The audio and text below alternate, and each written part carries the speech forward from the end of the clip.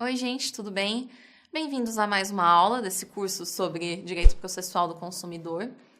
E hoje a gente vai falar sobre quem são os legitimados a propor ação coletiva para tutelar direitos e interesses do consumidor. Aqui, então, a gente está falando daquelas ações coletivas, que a gente falou no último vídeo. E se a gente está falando sobre quem são os legitimados a propor ação, primeiro, a gente está falando de legitimidade de partes. Bom guardar esse nome. E o que isso significa? A gente está falando de quem pode ser parte num processo. Se a gente está falando legitimidade para propor a ação, a gente está falando mais do que quem pode ser parte. A gente está falando sobre quem pode ser autor do processo, quem pode figurar no polo ativo. Ou seja, a gente está falando de legitimidade ativa.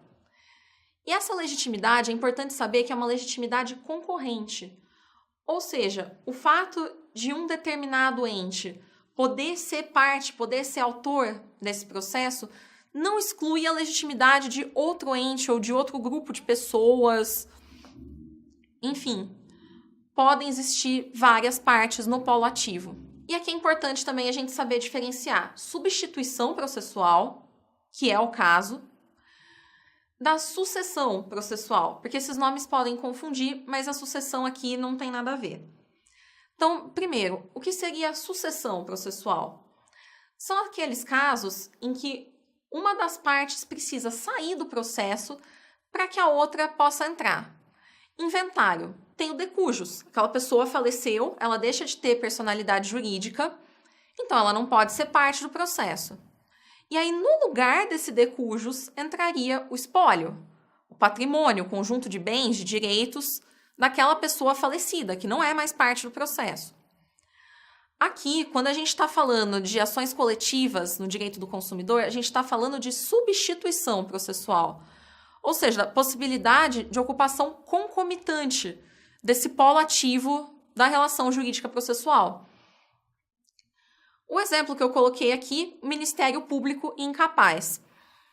O incapaz, ele pode não ter capacidade civil de agir, mas ele pode ser parte de um processo. O problema é que ele pode muito facilmente ser enganado, ser lesado. Então, o Ministério Público entra como fiscal da lei. Ele entra para ajudar a tutelar os interesses desse incapaz. Mas o incapaz não sai do polo ativo da relação jurídica processual. Os dois ocupam esse polo concomitantemente, ao mesmo tempo. Então, vamos ver um pouco, né, quem são esses entes, essas pessoas que podem ocupar o polo ativo, ou sozinhas, ou em conjunto com o consumidor. O Ministério Público, ele sempre pode agir como fiscal da lei. Mesmo que ele não seja parte do processo, ele pode agir como fiscal da lei nesses casos de relevante interesse social, interesses difusos, coletivos e até individuais homogêneos. Ou ele pode figurar como parte, por esses mesmos motivos. Ele pode entrar junto com o consumidor no polo ativo do processo, quando esse dano gerado pelo fornecedor estiver ligado a alguma coisa que o Ministério Público entenda ou que o juiz entenda como de relevante interesse social, que é um conceito vago, analisado caso a caso, para tutelar interesses difusos e coletivos, que é competência do Ministério Público mesmo, e até em alguns casos para tutelar interesses individuais homogêneos. Casos em que aquela pessoa, por alguma vulnerabilidade, possa ser lesada no processo, casos que envolvam esse relevante interesse social. Aqui é bom também a gente sempre pensar na questão da representatividade e da pertinência temática do processo. A gente tem que pensar primeiro, quem é esse consumidor lesado? Qual o perfil dele? Que tipo de ente, órgão, grupo, pessoa jurídica é capaz de representar os interesses desse consumidor que foi lesado?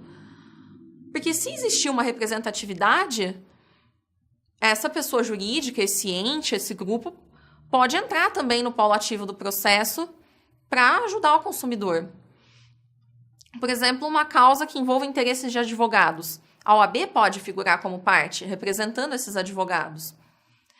E pertinência temática, depende do assunto do processo também. Se o assunto daquele processo estiver ligado às finalidades de uma associação, essa associação pode entrar no processo para tutelar os seus próprios fins. Mesma coisa com partidos políticos. Então, vamos ver melhor um pouco isso aqui. OAB defende interesses dos advogados.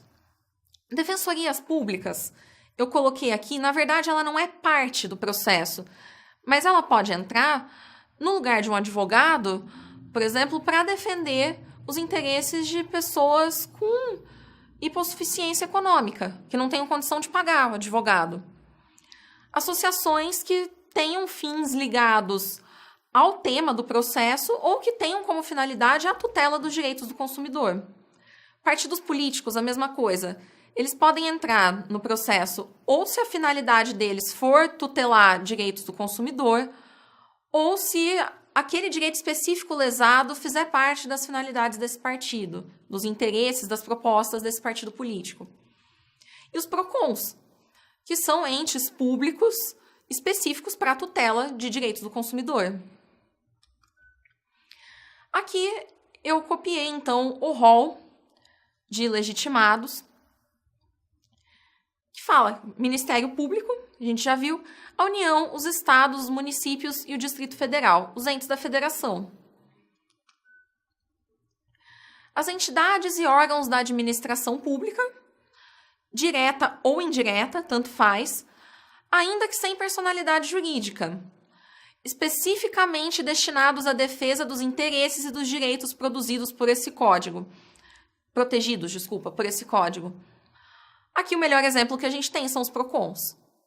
Entes públicos que têm como finalidade específica tutelar direitos do consumidor. E 4, as associações legalmente constituídas, primeiro requisito, há pelo menos 1 ano. Não pode ter sido constituída agora, tem que ter pelo menos 1 ano de funcionamento. E que incluam, entre seus fins institucionais, a defesa dos interesses e direitos protegidos por esse código. A defesa dos interesses, dos direitos do consumidor tem que fazer parte das finalidades da associação. Ou até algum interesse mais específico daquele processo, algum dano específico que aqueles consumidores tenham sofrido, tem que estar ligado às finalidades da associação. Isso também dá. Dispensada a autorização assemblear. Então, não precisa ter uma assembleia para decidir se a associação vai poder fazer parte ou não daquele processo. E aqui é bom lembrar de novo que esse rol todo pode estar presente ao mesmo tempo.